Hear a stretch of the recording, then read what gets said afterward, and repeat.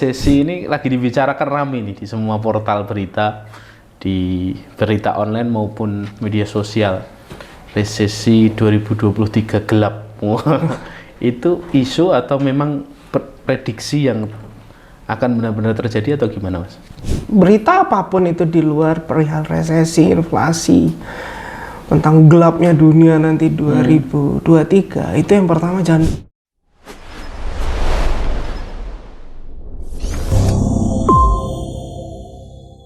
Bismillahirrahmanirrahim. FKAM Podcast, hangatkan hati, hangatkan pikiran.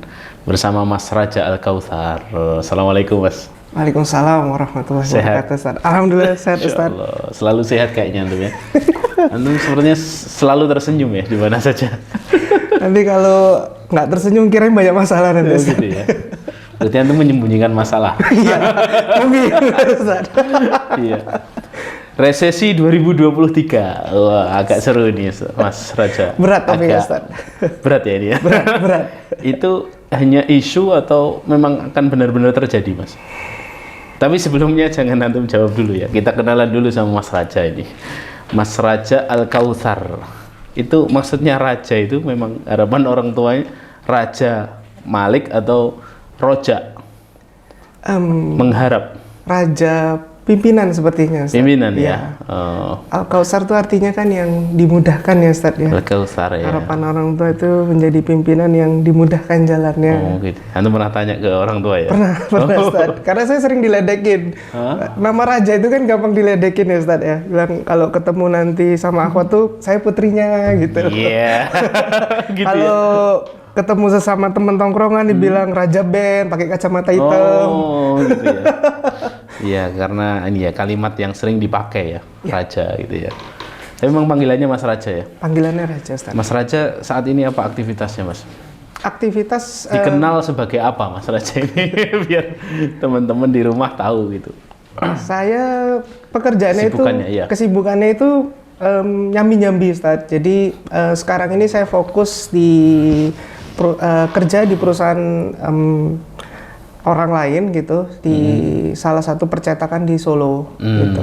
Dan di kegiatan saya itu saya punya beberapa usaha pribadi gitu. Jadi emang dari tahun 2010 semenjak saya selesai kuliah itu saya sudah kerja dan sudah nyambi sekalian, Ustaz.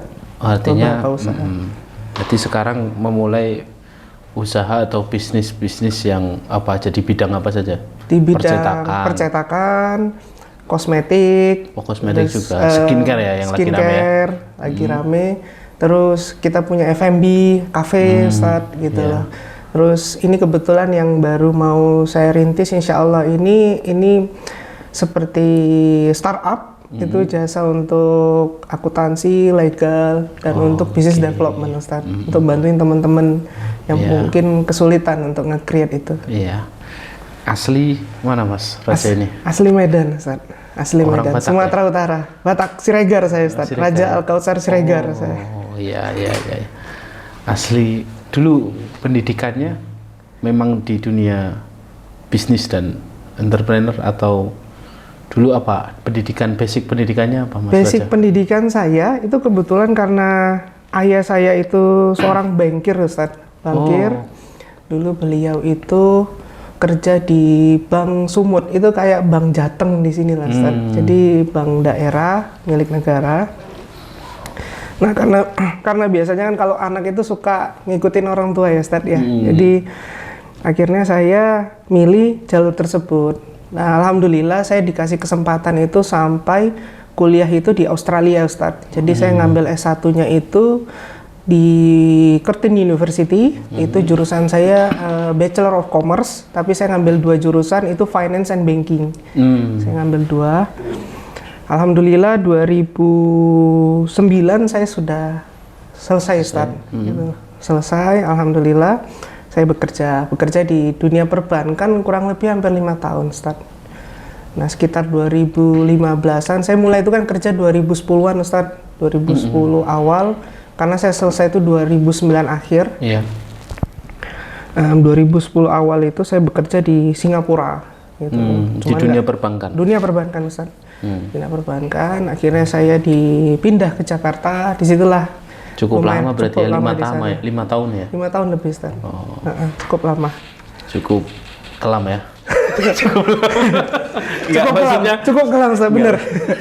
Itu kalau cukup bisa. dalam ya.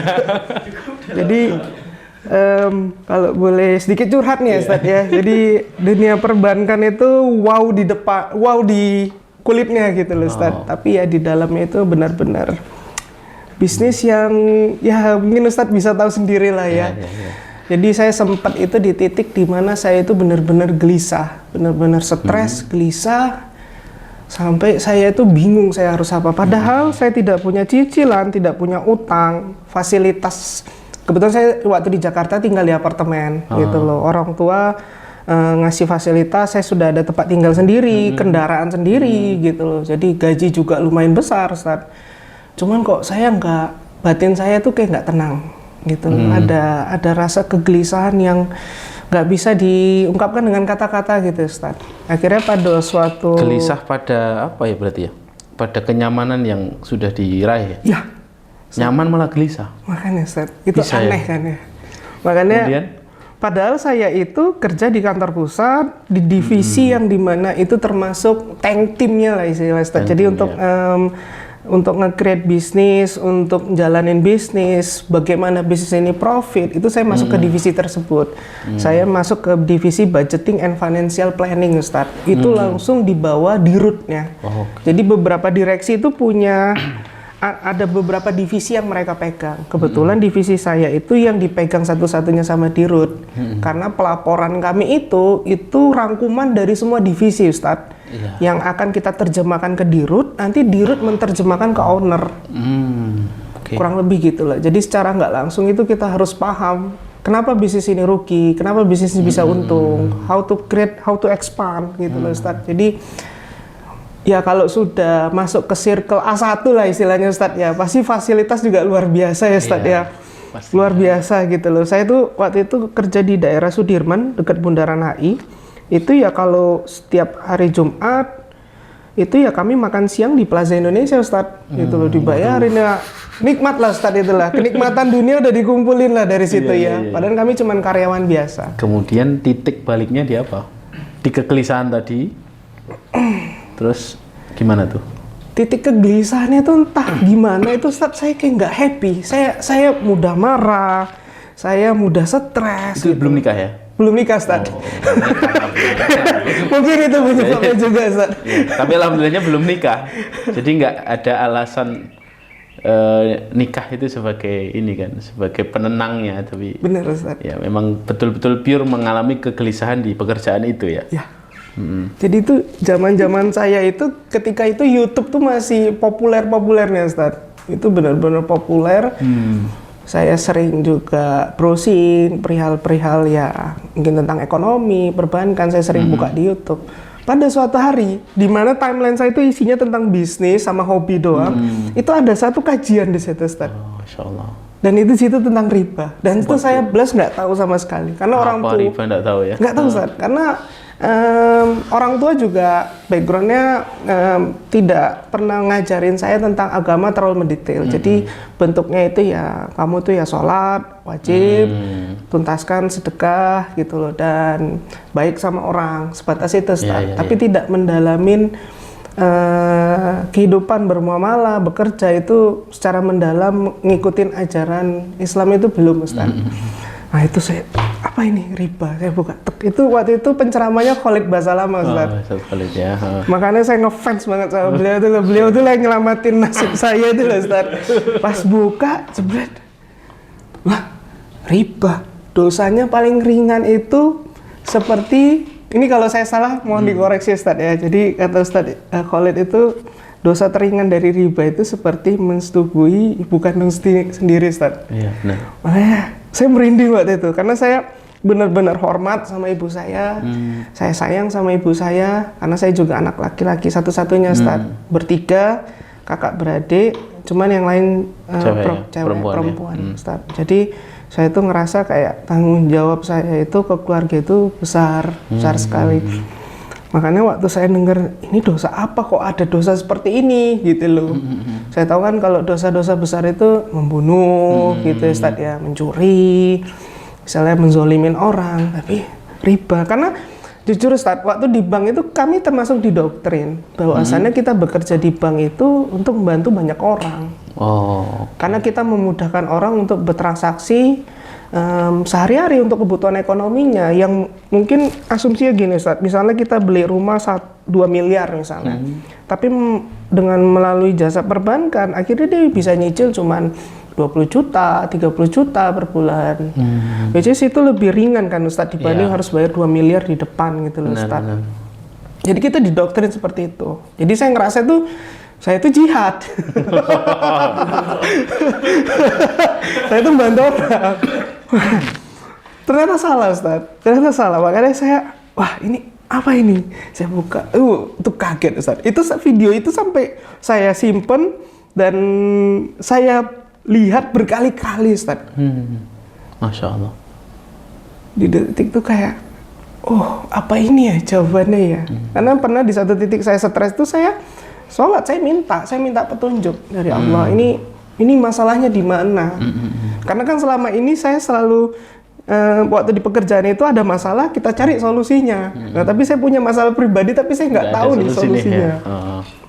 Gitu ya. Gitu, Ustaz. Jadi awal mulanya itu. Awal mulanya itu. Jadi Mas Raja ini orang yang setidaknya sudah menyelami dunia perbankan dan hari ini di dunia entrepreneurship ya, di dunia usaha dan bisnis. Nah, ini kita kembali ke tema awal kita Mas.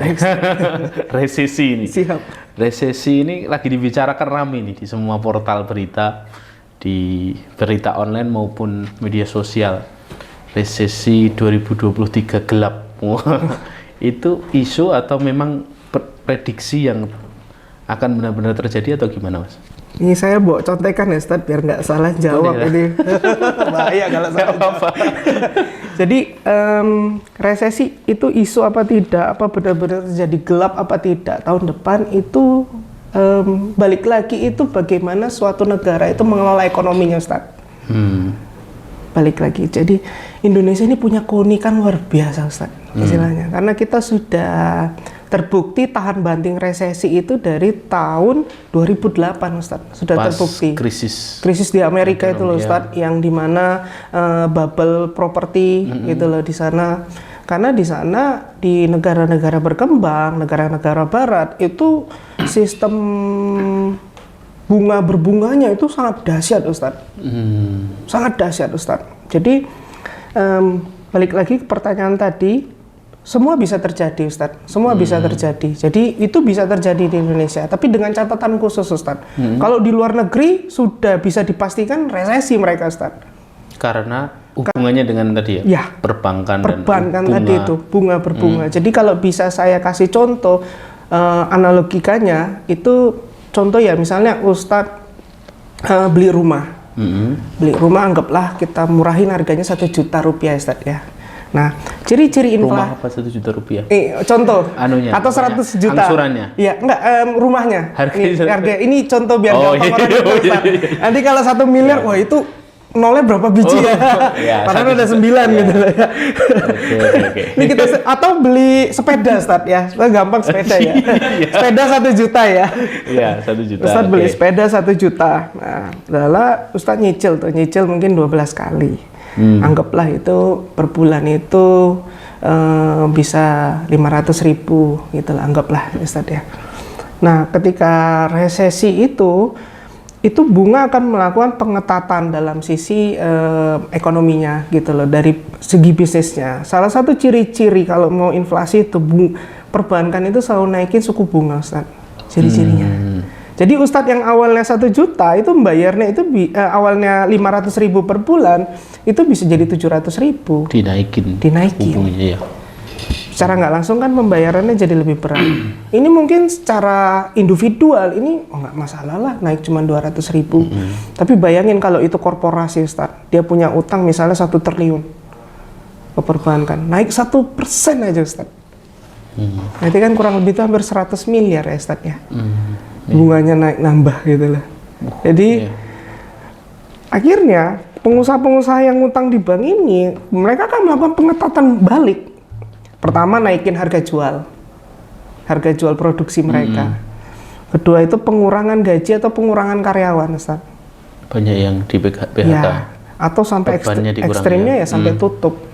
Sampai tutup. Sampai tutup usahanya. Itu banyak terjadi, Ustaz. Kalau misalnya pas lagi resesi. Kalau tutup itu berarti dia udah selesai jual aset. Ya, jadi perbankan itu sudah jatuhnya itu kayak seperti tagihan dia sudah tidak terbayar-bayarkan. Dan jaminannya udah diambil sama gitu bank. Kadang pun jaminan itu sering terjadinya, Ustadz, itu tidak bisa menutupi utangnya karena bunganya tadi itu gulung, denda dan lain-lain. Jadi dia akhirnya jual aset. Sebelum masuk ke inflasi dan lain-lain itu, Mas, resesi sendiri itu sebenarnya apa sih? Resesi itu apa? Definisi resesi itu apa? Jadi sebelum terjadi resesi itu selalu awalnya itu inflasi, Ustaz. Jadi ada kenaikan harga barang-barang yang tidak wajar dalam waktu tempo yang sangat dekat. Itu ciri-ciri inflasi, Ustaz. Efeknya adalah resesi. Resesi itu adalah kemampuan beli suatu masyarakat itu tidak mampu, Ustaz. Jadi jadi yang awalnya roti itu 1.000 kita dinaikin jadi 2.000 itu kita nggak mampu beli gitu lah istilahnya. Padahal kita ada uang tapi nilai mata uangnya pun turun, Ustaz. Gitu loh. Yang dulu mungkin zaman dulu Ustaz kecil harga teh itu mungkin 500 perak pernah ya, Ustaz ya. Es teh sekarang kan sudah jadi 3.000. Itu salah satu bentuk inflasi itu, Ustaz. Itu inflasi yang kita masih mampu beli. Masih mampu. Kalau resesi sudah nggak wajar lagi sudah harganya. Tidak wajar. Jadi akhirnya banyak orang-orang itu menjual asetnya dengan terpaksa. Negara yang sudah mengalami resesi mana saja, Mas? Kalau yang ini karena pandemi ini kemarin itu ya yang di mana tuh Sri Lanka atau mana itu yang sampai istananya dikepung sama. Bener, Ustaz. Itu kalau saya baca-baca itu, Ustaz, karena faktor awalnya itu mereka mempunyai hutang ke pihak suatu negara itu besar sekali, Ustaz. Jadi mereka ngambil kredit istilahnya bantuan lah untuk negaranya, bantuan itu terlalu besar, sedangkan output produksi negaranya itu tidak seimbang. Indonesia ini masih keren, Ustaz, mau dikasih utang berapapun tapi negara ini masih produsen jatuhnya. Produsen ya, masih ada yang dihasilkan. Masih ada yang dihasilkan. Jadi kalau mengkorelasi contoh yang paling dekat untuk resesi itu sebenarnya dari Eropa. Negara Eropa. Jadi kalau mereka itu kan punya musim 4 ya, Ustaz ya. Ada musim dingin ya. Itu sebenarnya itu musim yang paling berbahaya sebenarnya, Ustaz. Musim dingin itu menurut saya pribadi itu musim yang berbahaya. Karena ketika dingin itu gerak aktivitas kita itu terbatas, Ustaz. Jalan kena salju. Ya, dan kitanya juga nggak tahan keluar. Ya. Karena dinginnya itu nggak umum. Saya waktu di Amerika dulu itu bisa minus sampai 16, minus 20. Kita mangap aja ya langsung keras mulutnya, Ustaz. Dingin sekali, Ustaz, gitu loh. Jadi itu kondisi yang sangat berbahaya. Dan kedua, panjenengan nanam apapun di musim dingin tuh nggak ada yang tumbuh, Ustaz.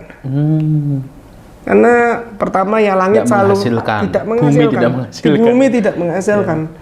Makanya tantangan pihak Eropa ya itu, Ustaz. Makanya mereka sangat bergantung ke negara-negara yang tropis, yang berada di Khatulistiwa itu loh, termasuk Indonesia. Karena kita nanam apa aja, ada istilahnya itu ya, Ustaz ya. Kita nanam apa aja itu ya tumbuh. Dan itu ya. Ya, ada lagunya itu ya, Apa itu lagunya? Kus Plus. Kus Plus.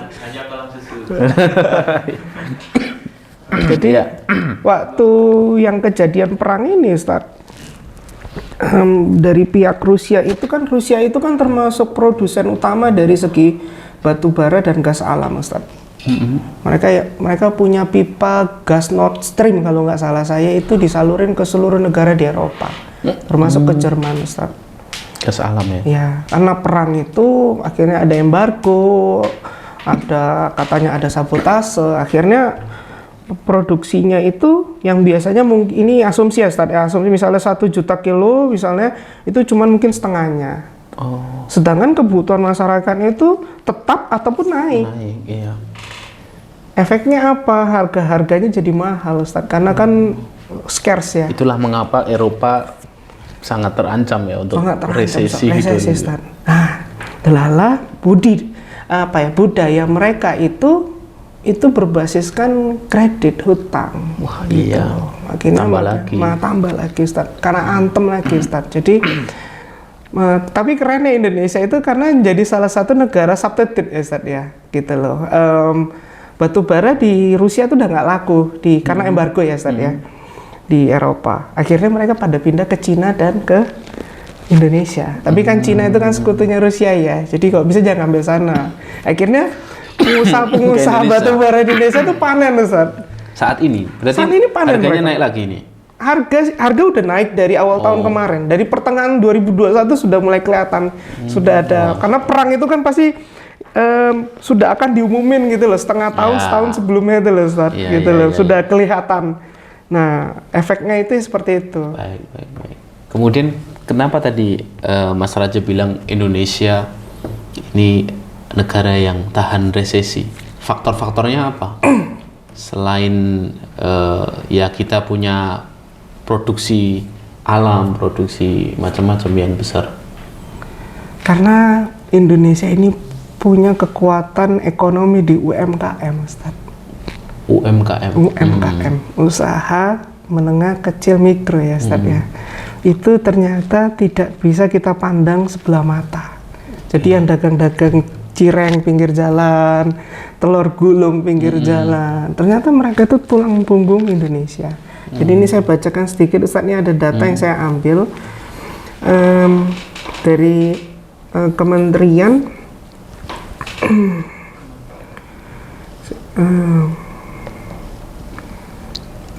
karena UMKM ya. Jadi dari Kementerian Koperasi dan UMKM Ustadz. Jadi di sini berdasarkan data Kementerian Koperasi dan UKM, jumlah UMKM saat ini mencapai 64,19 juta dengan kontribusi terhadap PDB sebesar 61,97% atau senilai 8.573,89 triliun. Kontribusi UMKM terhadap perekonomian Indonesia meliputi kemampuan menyerap 97% dari total tenaga kerja yang ada serta dapat menghimpun sampai 60,4% dari total investasi. Ini data dari Kementerian Investasi dan BKPM saya ambil Ustaz. Jadi bayangin nih Ustaz, UMKM kita dapat menyerap itu 97% tenaga kerja. Dari situ aja luar biasa Ustaz. Yeah. Karena kalau yang kita lihat konglomerat istilahnya itu mereka nyerap tenaga kerja sebenarnya nggak banyak Ustaz. Kelihatan 20.000, tapi kan itu satu orang. Iya. Jadi kelihatan wow gitu Ustaz. Tapi kalau Indonesia 100 juta bisa ngimpun sampai 100 juta orang gitu loh, kurang lebih gitu loh. Yeah. Anggaplah satu orang itu satu pegawai. Berarti kan kalau 100 juta penduduk berarti kan karyawannya 100 juta juga. Iya. Gitu loh Ustaz. Jadi kehebatan Indonesia itu ada kuat di UMKM-nya. Gitu loh. Jadi ekonomi umatnya itu kuat dari sisi mikronya. Di luar negeri itu hampir tidak ada Ustaz. UMKM? Iya, jadi waktu saya kuliah di Australia itu UMKM ada Ustaz, cuman istilahnya mereka itu pergerakannya itu kecil Ustaz. Karena mereka itu hidupnya sudah serba dibiayain. Orang Indonesia ini kan udah terlatih kuat harus nyari makan sendiri, hidup sendiri gitu Mas. Dananin sendiri gitu loh ya. Oh, itu ya sebenarnya. Nah, akhirnya mereka ada sifat itu kayak malas mungkin Ustaz ya. Jadi waktu saya kuliah di Australia itu, rata-rata anak SMA-nya itu pada mau jadi tukang Ustaz. Mereka kerja di TAFE istilahnya, itu kayak SMK-nya lah di sana. Karena gajinya besar Ustaz. Jadi tukang? Tukang. Ya bisa benerin jalan, buat rumah gitu. Mereka nggak mau sampai ke S1, S2, S3 gitu loh. Ngapain katanya, biayanya mahal katanya. Walaupun mereka dapat subsidi juga. Ya di sana jalan bagus, kalau sakit disuruh bayar. Tapi ya pajaknya sana bisa 40% sendiri Ustaz. Pajaknya besar. Jadi kalau pendapatan jenengan sebulan 10 juta, berarti yang masuk kantong tuh cuma 6 juta.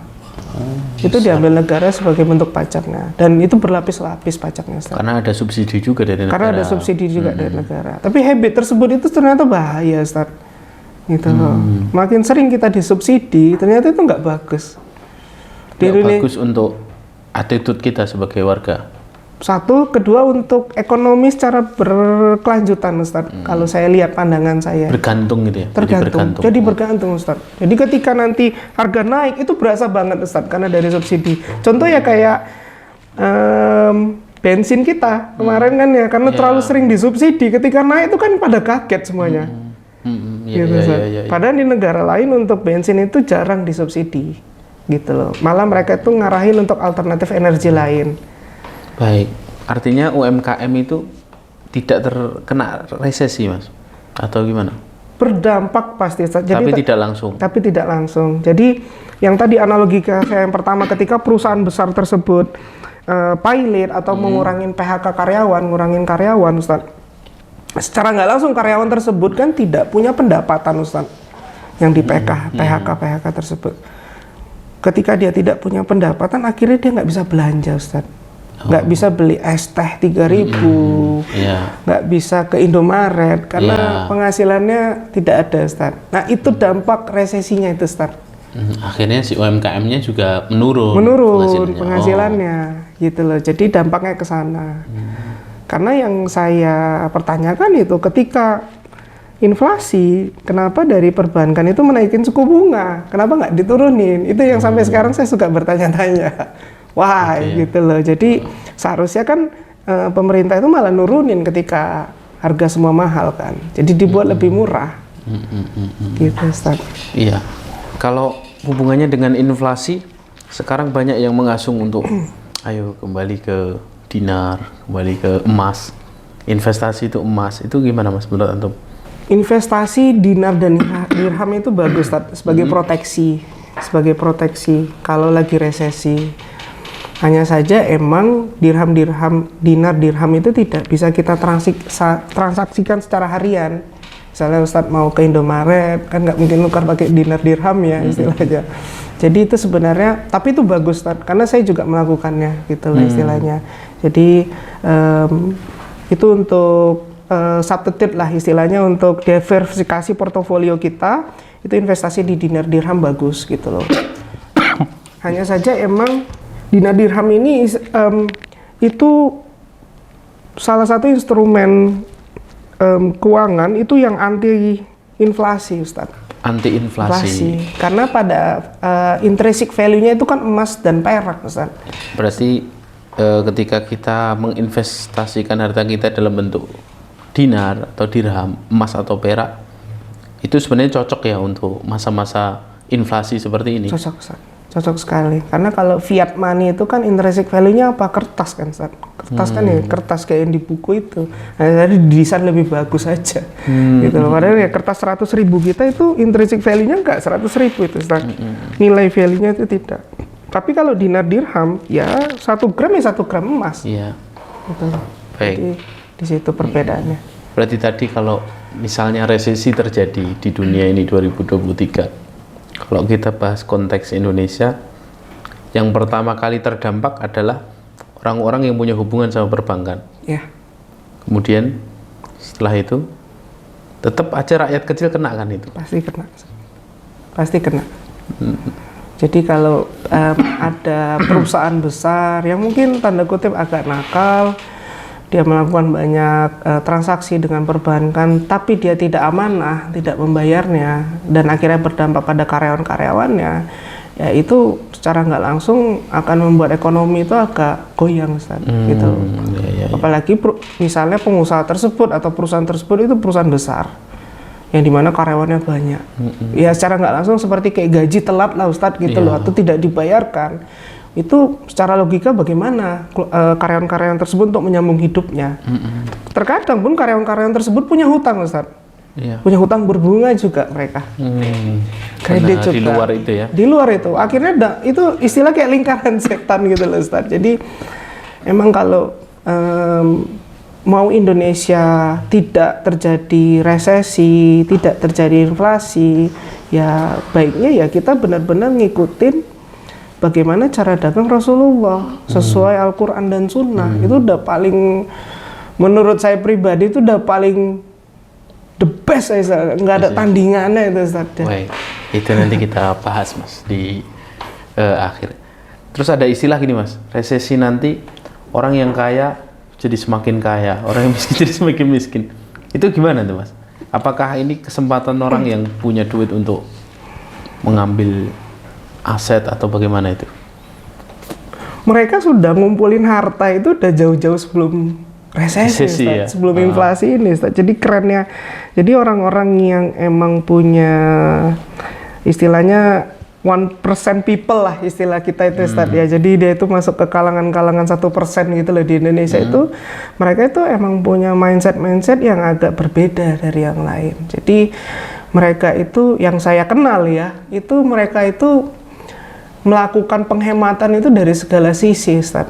Mungkin kita lihat dari luar mereka naik Mercy atau apa, padahal mereka bisa mampu misalnya beli Mercy sampai 10, tapi dia cuma beli 1. Secara nggak langsung dia itu kan melakukan penghematan dari gaya hidupnya, gitu loh. Ya. Dia bisa makan di restoran mewah di Jakarta, tapi dia sebenarnya mampu tiap hari pun makan di restoran mewah di Eropa, Amerika pun bisa setiap hari. Tapi dia tetap milih cuma di Indonesia. Tapi kita lihat, wah ini orang kaya nih gitu loh. Nah, maksud saya cerita gini, mereka itu sudah melakukan penghematan, melakukan istilahnya prudensial ya, kehati-hatian dalam mengelola keuangan mereka gitu loh. Itu udah dari sebelum resesi atau inflasi terjadi. Mereka ngumpulkan hartanya terus tuh. Jadi habit mereka itu mereka tahu ini momen-momen kayak gini bakal terulang lagi. Untuk negara-negara kapitalis, Ustaz, itu bakal terulang terus ini. Jadi saran saya ke teman-teman, nanti ini setelah resesi ini selesai, ya habis itu benar-benar nabung. Ketika nanti harga balik normal semua balik kembali normal semua, banyak-banyak nabung. Nanti tunggu pas mau resesi lagi, belanja lah. Gitu ya. Gitu loh. Tapi itu ada efek bagusnya juga, Ustadz. Karena ketika kita berbelanja secara nggak langsung, pemulihan ekonomi juga lebih cepat. Karena ada belanja. Jadi resesi ini yang buat dia parah itu adalah ketika orang stop belanja, Ustaz. Ke barang-barang real ya, Ustaz ya. Iya. Ya bayangin sekelas Alfamart kalau nggak ada yang datang juga lama-lama bangkrut kan, Ustaz. Bener. Sekelas Alfamart gitu loh. Nutup Tutup. gaji karyawan udah bingung puluhan ya. ribu itu ya nggak bisa. Iya. Jadi sebenarnya ada bagusnya. Cuman emang dari pihak yang UMKM untuk ditahan untuk barang-barang yang berbentuk konsumtif yang tidak perlu. Kalau HP-nya udah ada 1, kenapa harus punya 2? Terkadang ada orang seperti itu, Ustaz, gaya hidup.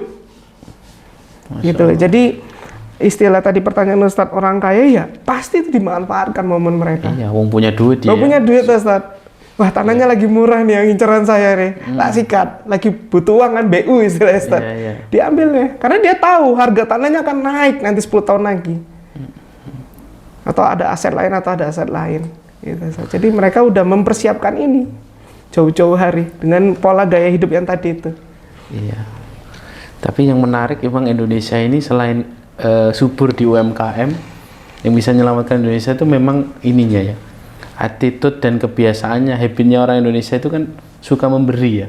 Negara paling dermawan di dunia. Paling dermawan di dunia saat kita dapat gelar. Jadi kaya-kayanya itu ya ada mungkin yang kaya serakah ya. Iya, Cuman ada juga yang kaya itu yang ngeliat sampingnya tetap disisihkan. Jadi penghematannya itu untuk derma ya kan, untuk berderma itu juga ada gitu ya. Itu yang nilai plusnya memang nilai Indonesia plus, ya. Nilai plus banget itu.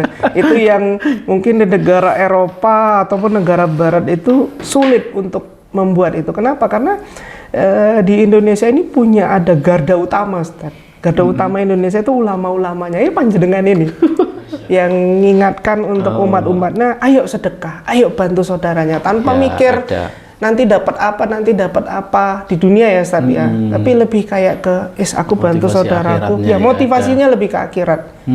Itu yang menurut saya di negara Barat itu tidak ada, Ustaz. Di negara Barat tuh gereja banyak yang dijual, Ustaz. Di Inggris itu malah jadi masjid, mungkin jenengan tahu ya. Beberapa gereja sepi itu jadi masjid karena nggak ada jamaahnya. Iya, luar biasa ya. Gitu, wah, banyak bersyukur kita ini jadi orang Indonesia ya. Harus banyak bersyukur. Negara yang tahan banting, non subsidi dan negara yang agamis kan berarti kan.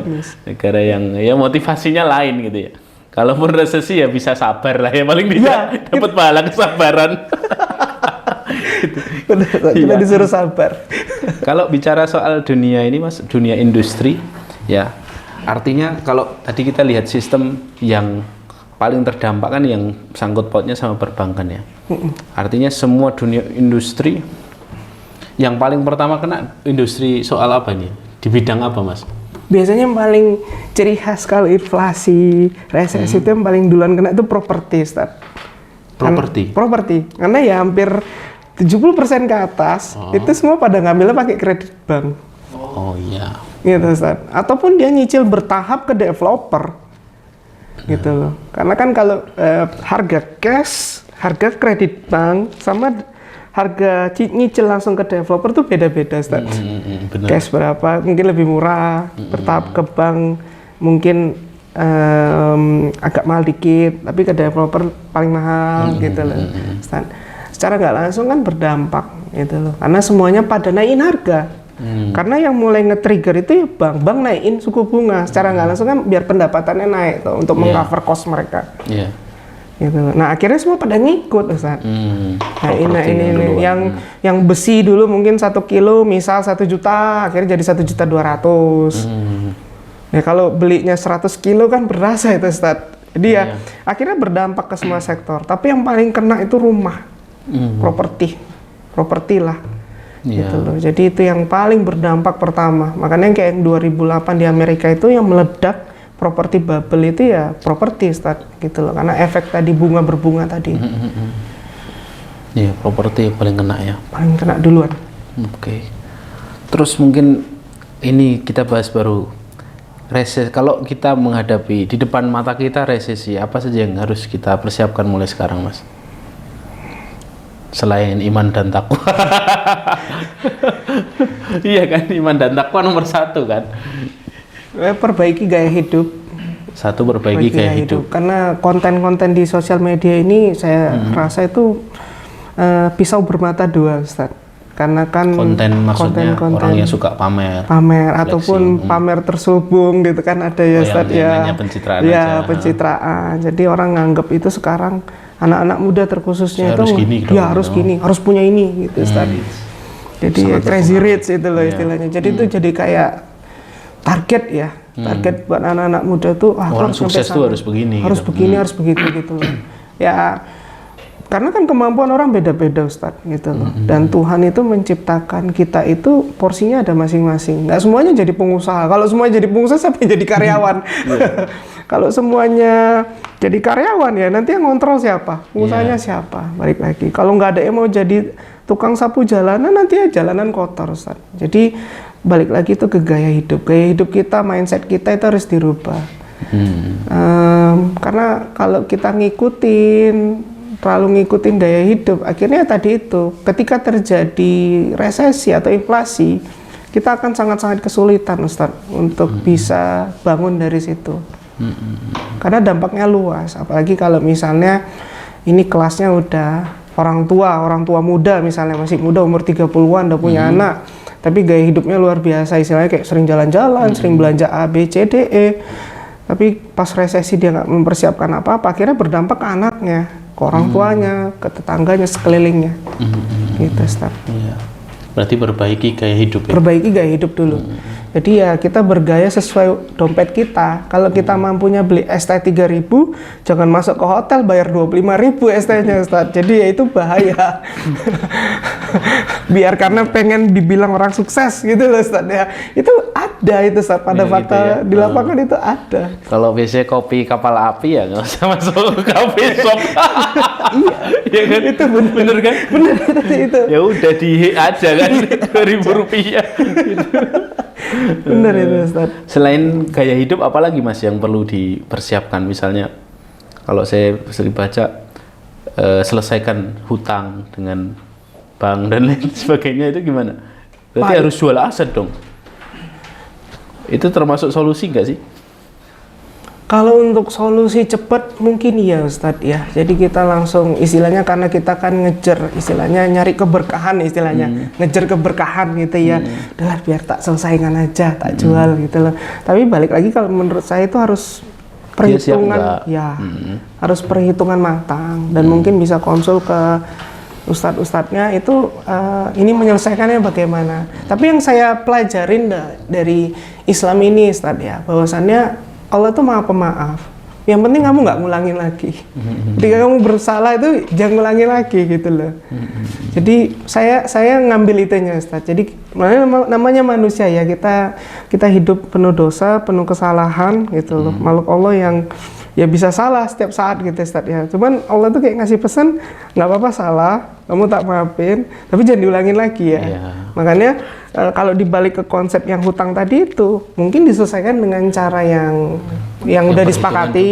Juga, karena niatannya biar tidak memberatkan keluarga atau pasangan gitu, Ustadz. Jadi selesaikan, tapi nanti jangan diambil lagi, sudah ada lunas. Jangan diulang lagi. Jangan tobat cabai karena ada beberapa orang itu ya tobatnya tobat sambal gitu loh, Ustadz. Wah, karena kebutuhan. Alasannya itu kalau ngambil kredit itu karena kebutuhan. Padahal bisa jadi kebutuhan itu bukan kebutuhan ya. Bisa jadi gaya hidup karena yang keinginan. nggak bisa turun gitu ya. Benar, Ustadz.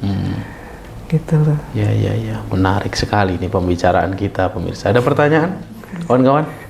Soal resesi ini? Ya. Kalau belum nikah, insya Allah aman lah ya. Insya Allah aman, ya. Insya Allah aman. Saya tanggungannya baru diri sendiri gitu. Iya, bener. Anak istri belum ada gitu. Belum ada. Yang dapat tuh kalau udah ada tanggungan banyak itu, Ustadz. Ya, oke, Mas Raja. Barakallahu fikum. Mungkin terakhir ini ya, apa pesan untuk para pemirsa ini dalam hal kita sebagai seorang muslim yang juga harus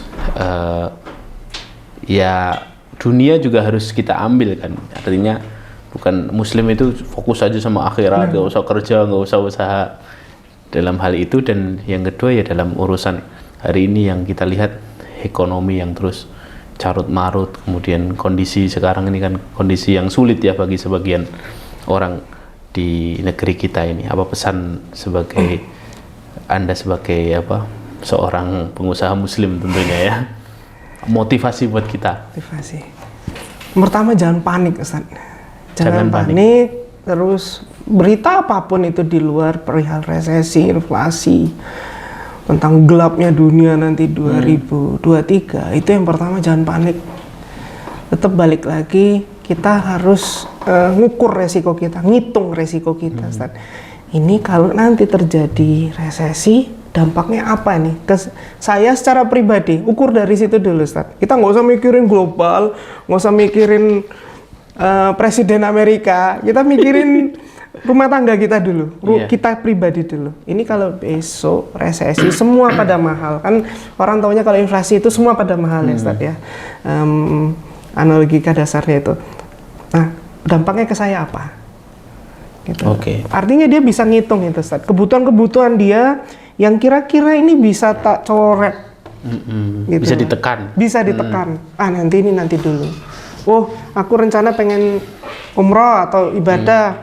Kalau dirasa emang ngepas, mungkin bisa konsul-konsul, mungkin itu nanti dulu, mungkin tahun 2024 gitu loh, Ustaz. Atau dia ada kebutuhan untuk beli mobil, beli motor. Oh, di rumahku juga udah ada motor, aku nggak perlu sampai 2. Misalnya gitu, Ustaz. Jadi atau ada sepatu sekolah anaknya ternyata masih bisa diperbaiki dengan biaya mungkin 20.000 dibanding harus beli sampai 300.000. Tak perbaikin dulu. Hal-hal kecil itu penting untuk kita lakukan sebagai seorang pengusaha muslim, Ustaz. Jadi jangan panik, dihitung dulu pengeluaran kita. Skala prioritas, benar, kita buat skala prioritas kita. Terus banyak berhemat, dan terakhir itu banyak bersedekah. Banyak bersedekah, Ustaz. Karena ya tadi itu, Ustaz, karena negara kita tuh paling dermawan nomor 1 di dunia, itu sebenarnya trigger untuk kita keluar dari resesi. Pemulihan tercepat dari situ, Ustaz. Jadi ketika orang pengusaha besar nih, tak kasih makan ini semua orang, itu bentuknya kecil, Ustaz, makanan, snack. Tapi dia tidak kelaparan dan dia tidak berpikiran untuk berbuat jahat karena tidak punya apa-apa. Karena kan rakyat kecil ini, karena ketika orang tidak punya uang, tidak punya apa-apa, dia itu tendensi untuk berbuat kriminal itu semakin tinggi. Gitu ya. Begitu. Makanya di luar negeri itu kayak penjarahan di tengah jalan, Ustaz, siang-siang hari, itu karena mereka nggak ada pilihan. mereka harus bertahan hidup. Mereka harus mereka bertahan nggak punya hidup. kerjaan, nggak punya apa ya. Nah, kerennya di Indonesia itu kalau untuk nyari makan gratis tuh gampang di mana-mana Ustaz ya. Iya Iya kan? benar. Ya ada orang pestahan aja kita masuk aja diizinin tuh ya. Pak, yang penting pakai baju batik rapi masuk salam tamunya. Bukan pengalaman makan. antum kan? Dulu Pak Siswa mungkin pernah. Ini rahasia kita berdua aja.